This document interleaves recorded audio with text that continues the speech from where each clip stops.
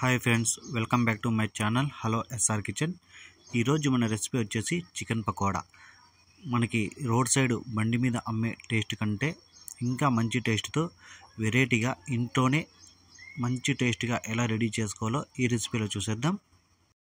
ఎక్కువ శ్రమ లేకుండా పర్ఫెక్ట్గా మంచి టేస్ట్గా ఇంట్లో ఉన్న ఐటమ్స్తోనే ఎలా రెడీ చేయాలో చూద్దాం రండి. నేను చెప్పినట్టు మీరు ట్రై చేయండి, ఎలా వచ్చిందో కామెంట్ చేయండి. ఇంకా రెసిపీలోకి వెళ్ళిపోదాం. ఒక చికెన్ అయితే నేను ఒక 750 గ్రామ్స్ అయితే తీసుకున్నాను. ఒక 2 సార్లు శుభ్రంగా కడుక్కొని తీసుకుందాం. తర్వాత ఒక స్పూను మైదా పిండి, ఒక స్పూను కార్న్ఫ్లోర్, అలాగే ఒక గుడ్డునైతే వేసుకోవాలి. అలాగే ఒక స్పూను మిరప్పొడి, అర్ధ స్పూను పసుపు పొడి, ఒక 2 స్పూన్ల అల్లం వెల్లుల్లి పేస్టు, అలాగే మనకి రుచికి సరిపోయేంత సాల్టు,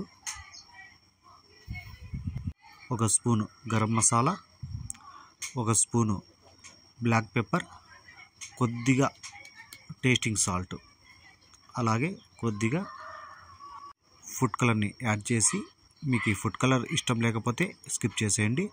నేను కలర్ కోసం అయితే ఫుడ్ కలర్ని అయితే కొద్దిగా వేశాను. ఇలా వేసి మొత్తం ఒకసారి బాగా కలుపుకోవాలి. చూడండి, ఇలా బాగా కలుపుకున్న తర్వాత కరివేపాకు ఒక 2-3 రెమ్మలు కరివేపాకుని అందులోనే వేసుకొని మనం బాగా కలుపుకోవాలి. లేదు మీరు కరివేపాకుని సపరేట్గా అయినా వేసుకోవచ్చు, లేదా అందులో అయినా కలిపి వేసుకోవచ్చు. ఇలా మొత్తం కలుపుకునేసి ఒక 15 నుంచి 20 నిమిషాలు పక్కన పెట్టుకునేద్దాం.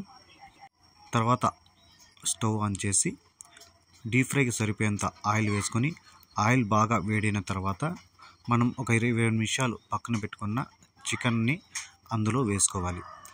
ఈ చికెన్ మనకి ఎంత కావాలో, మనకంటే డీప్ ఫ్రైకి ఎంత సరిపోతుందో అంత వేసుకుందాం. ఇంకోసారి కావాలంటే ఇంకోసారి వేసుకోవచ్చు.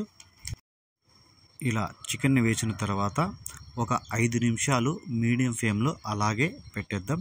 దాన్ని కలపకుండా అలాగే ఒక 5 నిమిషాలు బాగా వేగిన తర్వాత ఒక గెడ్డి తీసుకొని ఈ చికెన్ పకోడాని కిందికి పైకి తిప్పుకుందాం. బాగా మనకి ఈ చికెన్ పకోడా బాగా వేగడానికి ఒక 10 నిమిషాలు టైం తీసుకుంటుంది, పర్లేదు. మనం మీడియం హై ఫ్లేమ్లో టర్న్ చేసుకుంటూ మనం ఈ చికెన్ పకోడీని బాగా మంచిగా రోస్ట్గా రెడీ చేసుకోవాలి. చూడండి, ఆల్మోస్ట్ మనకైతే ఈ చికెన్ పకోడీ అయితే రెడీ అయిపోయింది. మనకి ఇలా రెడీ అయిన తర్వాత ఒక హోల్స్ ఉన్న ఇలా గిన్నెని తీసుకొని అందులో మనం చికెన్ పకోడీని వేసుకోవాలి. ఈ ఆయిల్ ఉంటుంది కదా, ఇందులో ఉన్న ఆయిల్ మొత్తం కింద అయితే ఈ హోల్స్లో అయితే కిందకు వచ్చేస్తుంది. లేదన్నా మీరు కింద టిష్యూ పేపర్లు పెట్టుకొని దానిపైన అయితే చికెన్ పకోడీ అయితే వేసుకోవచ్చు. ఇలా వేసుకున్న తర్వాత ఇంకా మిగిలిన చికెన్ పకోడీని మళ్ళీ ఇంకోసారి అయితే మనం దానిలో వేసుకొని ఇట్లా చికెన్ పకోడీ అయితే రెడీ చేసుకుందాం.